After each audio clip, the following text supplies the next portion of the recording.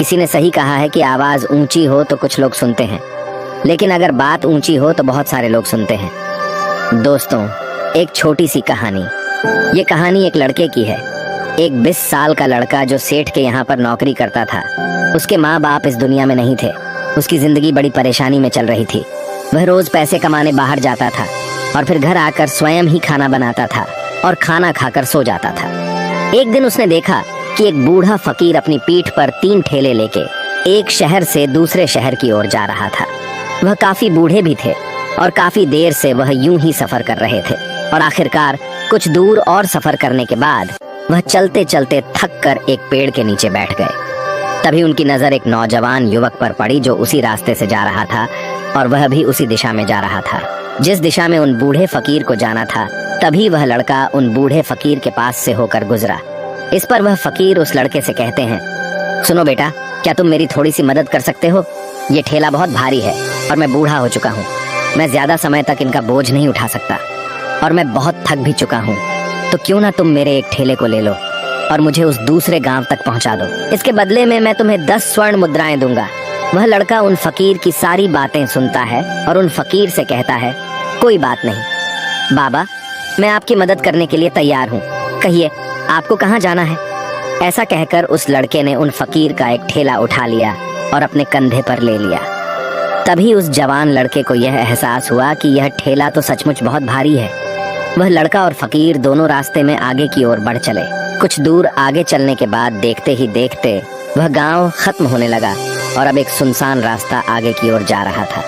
वे दोनों अपने मार्ग में मस्त होकर आगे की ओर बढ़ रहे थे। जब भीड़ से पूरी तरह से अलग हो गए थे तब वह लड़का उन फकीर से कहता है, बाबा, इस ठेले में आखिर ऐसा क्या रखा है जो ये ठेला इतनी वजन है? इस पर वह फकीर आदमी उस लड़के को जवाब देते हुए कहते हैं, कुछ नहीं बेटा, बस इसमें तांबे के कुछ सिक्के भरे हुए हैं, इसी कारण ये ठेले में बहुत वजन है।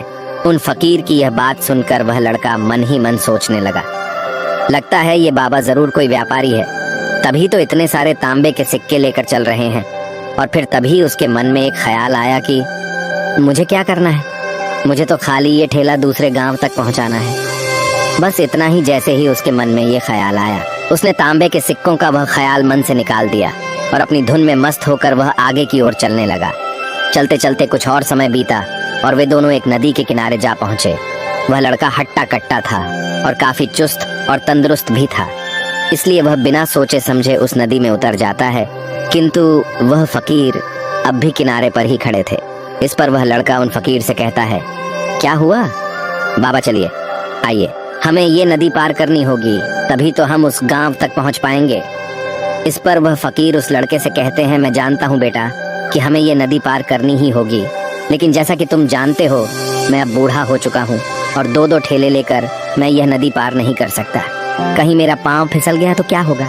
क्या तुम मेरी एक और गठरी ले सकते हो? मैं तुम्हें इसके बदले में भी 10 स्वर्ण मुद्राएं और दूंगा। इस पर वह लड़का मुस्कुराते हुए उन फकीर से कहता है, बाबा, आप मुझे शर्मिंदा कर रहे हैं।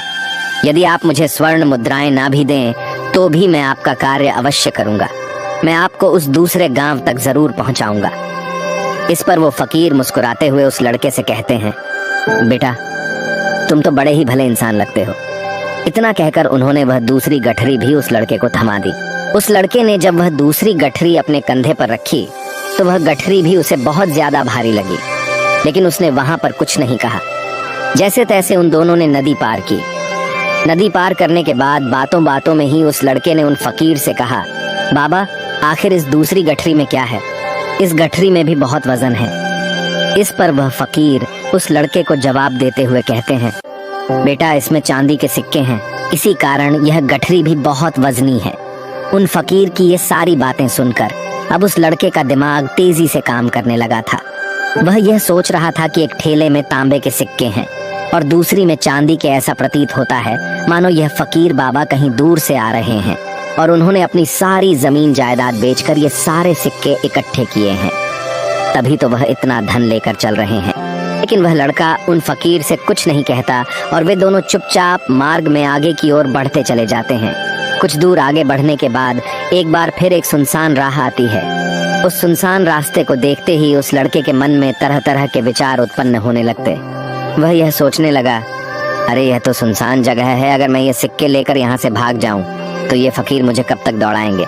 लेकिन वह लड़का उन फकीर से कुछ नहीं कहता और वे दोनों चुपचाप मार्ग में आगे की ओर बढ़ते चले जाते हैं। कुछ दूर आगे बढ़ने के बाद एक बार फिर एक सुनसान रास्ता आता है। उस सुनसान रास्ते को देखते ही उस लड़के के मन में तरह तरह के विचार उत्पन्न होने लगते। वह यह सोचने लगा, अरे ये तो सुनसान जगह है, अगर मैं ये सिक्के लेकर यहाँ से भाग जाऊं तो ये फकीर मुझे कब तक दौड़ाएंगे। मुझे नहीं लगता कि मुझे कभी पकड़ पाएंगे और यहाँ पर कोई है भी नहीं जो इनकी मदद कर पाए। और वैसे भी ये बहुत सारे सिक्के हैं, मैं इनसे एक अच्छी दुकान खरीद सकता हूँ, अपना नया व्यापार शुरू कर सकता हूँ। और वैसे भी ये बूढ़ा फकीर अब इन पैसों का क्या करेगा, इससे अच्छा तो मैं ही इन्हें रख लेता हूँ। वह लड़का यह सब बारे में सोच ही रहा था, तभी अचानक उसे खुद पर आश्चर्य हुआ। अरे मैं ये क्या सोच रहा हूँ, ये फकीर बाबा न जाने कहाँ से आ रहे हैं और क्या खोज करके इन्होंने इतने सारे पैसे इकट्ठा किए होंगे। मुझे इनका फायदा नहीं उठाना चाहिए, नहीं नहीं, मुझे ऐसा नहीं करना चाहिए। उसने कुछ देर के लिए तो अपने मन के विचारों को काबू कर लिया, लेकिन कुछ देर बाद उसके विचार उस पर देखते ही देखते हावी होने लगे। वह लड़का 2 ठेले लेकर उन फकीर के पीछे पीछे चल रहा था और कुछ दूर आगे चलने के बाद एक पहाड़ी आई। इस पर वह फकीर बाबा उस लड़के से कहते हैं, बेटा इस पहाड़ी पे मैं नहीं चढ़ पाऊंगा, मैं काफी बूढ़ा हो चुका हूँ और मेरे घुटनों में भी दर्द रहता है। यदि तुम मेरी तीसरी गठरी भी ले लो तो मैं तुम्हें 10 और स्वर्ण मुद्राएं दूंगा, लेकिन याद रखना इसे कहीं गिराना मत, कहीं ये गठरियां खुल ना जाए। इस पर वह लड़का उन फकीर से कहता है, क्यों बाबा, ऐसा क्या है इसमें? इस पर वह फकीर उस लड़के से कहते हैं, बेटा इसमें स्वर्ण मुद्राएं हैं। ये सुनकर वह लड़का मन ही मन बहुत प्रसन्न हुआ। उसने चुपचाप वह गठरी भी उन फकीर से ले ली और देखते ही देखते वे दोनों मार्ग में आगे की ओर बढ़ने लगे। अब वह फकीर बिना कोई वजन लिए हुए आराम से पहाड़ की चढ़ाई पर चढ़ रहे थे, किंतु वह नौजवान लड़का जो पीछे था वह वजन के कारण बहुत धीरे धीरे चल पा रहा था। लेकिन जब से उसने सोने का नाम सुना था उसका मन तो छलांग मार रहा था। वह मन ही मन सोच रहा था, अगर मुझे यह सारा धन मिल जाए तो मेरा पूरा जीवन तो आराम से कट जाएगा। वैसे भी यह बाबा तो बहुत बूढ़े हो चुके हैं, भला इसे इतने पैसों की क्या जरूरत है, इनका जीवन तो वैसे भी कट चुका है। मैं एक काम करता हूँ, ये सारे पैसे लेकर यहाँ से भाग जाता हूँ। लड़के के मन में अनगिनत विचार उठ रहे थे। लड़के का मन अब उसकी बुद्धि पर पूरी तरह से हावी हो चुका था और उस लड़के का मन अपनी बात को सही साबित करने के लिए उससे कुछ भी कह रहा था। और तभी उस लड़के के मन में एक और विचार उत्पन्न हुआ और अब की बार वह लड़का यह सोच रहा था, लगता है ये फकीर बाबा कोई चोर है, वरना इनके पास इतनी सारे स्वर्ण मुद्राएं कहाँ से आएंगे। अगर ये कोई व्यापारी होते तो भला ये इस तरह से पैदल यात्रा तो नहीं करते, और अगर इनके पास इतने सारे पैसे थे तो ये कोई ना कोई साधन भी तो अवश्य कर सकते थे। लगता है ये कोई चोर है और चोर से चोरी करने में भला क्या बुराई है। ये सोचता हुआ वह लड़का अब उन फकीर से तेजी से आगे की ओर बढ़ रहा था और देखते ही देखते वह फकीर से आगे भी निकल चुका था। और वह यह सोच रहा था कि जैसे ही इस पहाड़ की ढलान आएगी मैं तीनों गठरियां लेकर भाग जाऊंगा, इससे ये सारे पैसे मेरे हो जाएंगे और मेरी गरीबी भी हमेशा हमेशा के लिए दूर हो जाएगी। मैं जो चाहूंगा मैं वह कर पाऊंगा, मेरे पास बहुत सारा धन होगा। और देखते देखते वह दोनों पहाड़ की चोटी पर पहुंच गए और अब ढलान का रास्ता शुरू होने वाला था। तभी वह लड़का उन फकीर से नजरें बचाकर वह तीनों गठरियां लेकर भागता हुआ आगे बढ़ गया। अब उसे अपना शरीर बहुत हल्का महसूस हो रहा था, मानो उसे उन तीनों ठेलों का वजन तक न मालूम पड़ रहा हो। काफी दूर दौड़ते दौड़ते किसी तरह से वह अपने आप को बचते बचाते अपने घर पहुंचा। उसके खुशी का कोई ठिकाना नहीं था। उसने सोचा, क्यों ना मैं जल्दी जल्दी इन गठरियां में से वो सारे पैसे निकाल लूं। ऐसा सोचकर जब उसने गठरियां खोली तो पहली गठरी में उसे लोहे से जंग भरे हुए सिक्के मिले। इस पर उसने फटाफट दूसरी गठरी भी खोल डाली, उसमें भी उसे लोहे के जंग लगे हुए सिक्के ही निकले। यह सब देखकर वह लड़का बड़ा हैरान था, आखिर यह सब क्या हो रहा है। उन फकीर ने तो मुझसे और ही कुछ कहा था। अब उसने वह सोने वाली गठरी खोली और उसमें भी लोहे के जंग लगे हुए सिक्के ही निकले।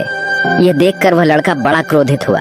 उसने सोचा, उन फकीर ने मुझसे झूठ क्यों कहा, उन्होंने मुझसे ऐसा क्यों कहा कि एक में तांबे के सिक्के हैं, दूसरे में चांदी के और तीसरे में स्वर्ण मुद्राएं हैं। वह यह सब सोच ही रहा था कि तभी उसकी नजर उस थैले में पड़े एक पत्र पर पड़ी। उसने वह पत्र उठाया और उस पत्र में लिखा था, यह पूरा नाटक ईमानदार व्यक्ति की खोज करने के लिए रचा गया है और मैं इस राज्य का राजा हूँ। मेरी कोई संतान नहीं, और इसीलिए मैंने यह षड्यंत्र रचा है ताकि मैं अपने राज्य में किसी एक ऐसे ईमानदार व्यक्ति की खोज कर सकूं जो मेरे बाद इस राज्य का राजा बन सके और इस राज्य भार को संभाल सके। और इस राज्य का भार वही संभाल सकता है जो पूरी तरह से ईमानदार हो, जिसके मन में किसी प्रकार का कोई लालच ना हो। इतना पढ़ते ही वह लड़का जोर जोर से चिल्लाने लगा। वह सर पकड़कर बैठ गया। वह यह जानता था कि यदि वह अपने मन के विचारों पर काबू कर लेता तो उसका जीवन संवर सकता है, लेकिन वह अपने मन के विचारों पर काबू नहीं कर पाया। दोस्तों, महात्मा बुद्ध कहते हैं कि मन ही सब कुछ है। आप जो सोचते हैं वही बनते हैं, इसलिए आपका सबसे बड़ा दुश्मन भी आपको उतना नुकसान नहीं पहुंचा सकता जितना कि आपके मन के यह अनियंत्रित विचार पहुंचा सकते हैं। महात्मा बुद्ध कहते हैं, अपने भीतर ध्यान से देखो। हमारे भीतर जो विचार चल रहे हैं वही विचार शब्द बनते हैं और शब्द कर्म के रूप में प्रकट होते हैं। बार बार दोहराने पर कर्म बर्ताव में बदलता है और धीरे धीरे समय के साथ बर्ताव चरित्र में परिवर्तित हो जाता है और यही चरित्र हमारे भाग्य का निर्माण भी करता है। इसलिए हमें हमेशा अपने विचारों के प्रति सजग होना बहुत आवश्यक है। हमें जागरूक होना बहुत आवश्यक है। हमें यह जानना जरूरी है कि हमारे मन में किस प्रकार के विचार आ रहे हैं। आगे महात्मा बुद्ध कहते हैं कि कमजोरी हमेशा छोटे विचार से शुरू होती है। यह एक बीज के रूप में होती है और यदि इस बीज को नष्ट न किया जाए तो यह छोटा सा विचार बहुत जल्द ही एक विशाल वृक्ष का रूप ले लेता है और हमारी बुद्धि की सोचने और समझने की क्षमता को पूरी तरह से नष्ट कर देता है। जी, इस प्रकार आपने इस कहानी में देखा किस प्रकार उस जवान लड़के का मन उस पर हावी हो चुका था और उसकी सही और गलत सोचने की क्षमता पूरी तरह से नष्ट हो चुकी थी। उस कारण वह यह समझ नहीं पाया कि उसे क्या करना चाहिए और उसके लालच ने उसके भीतर इतनी ऊर्जा भर दी। वह तीनों ठेले उठाकर इतनी तेजी से वहां से भागता आगे भी बढ़ गया।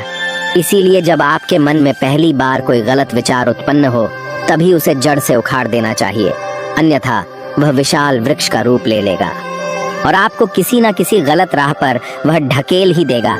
आप चाहकर भी उसे रोक नहीं पाएंगे। लेकिन अब आपके मन में यह प्रश्न उठ रहा होगा कि हम भला अपने मन के विचारों को कैसे नियंत्रित करें। हमारा मन तो इतना चंचल है, वह इतना शक्तिशाली है कि वह हम पर हावी हो ही जाता है। हम चाहकर भी उस पर नियंत्रण नहीं कर पाते। इसका जवाब में महात्मा बुद्ध हमें दो बातें समझाते हैं। पहली बात, सही इरादा विकसित करो। कई बार आपने देखा होगा कि आपके मन में कुछ और होता है किंतु आप कहते कुछ और है, क्योंकि आपके मन के भीतर जो कुछ बसा है वही आपके मुख से बाहर भी निकल रहा है। लेकिन जब हमसे वह गलती हो जाती है तो उसके बाद हमारा मस्तिष्क अच्छी तरह से काम करना शुरू कर देता है। हमारे सोचने और समझने की क्षमता एक बार फिर से जागृत हो जाती है और ऐसी अवस्था में हमें यह एहसास होता है कि हमसे गलती हो गई है और फिर हमारा मन दुखी हो जाता है। हमारा मन अफसोस से भर जाता है और इस भारीपन और दुख से बचने के लिए महात्मा बुद्ध हमें सही इरादा विकसित करने के लिए कहते हैं। इसके लिए जब भी आप कोई कार्य करने जा रहे हो तो सबसे पहले आपको ये खुद से पूछना चाहिए कि जो कुछ भी मैं करने जा रहा हूँ इसके पीछे मेरा इरादा क्या है। क्या मैं दूसरों को दुख पहुँचाना चाहता हूँ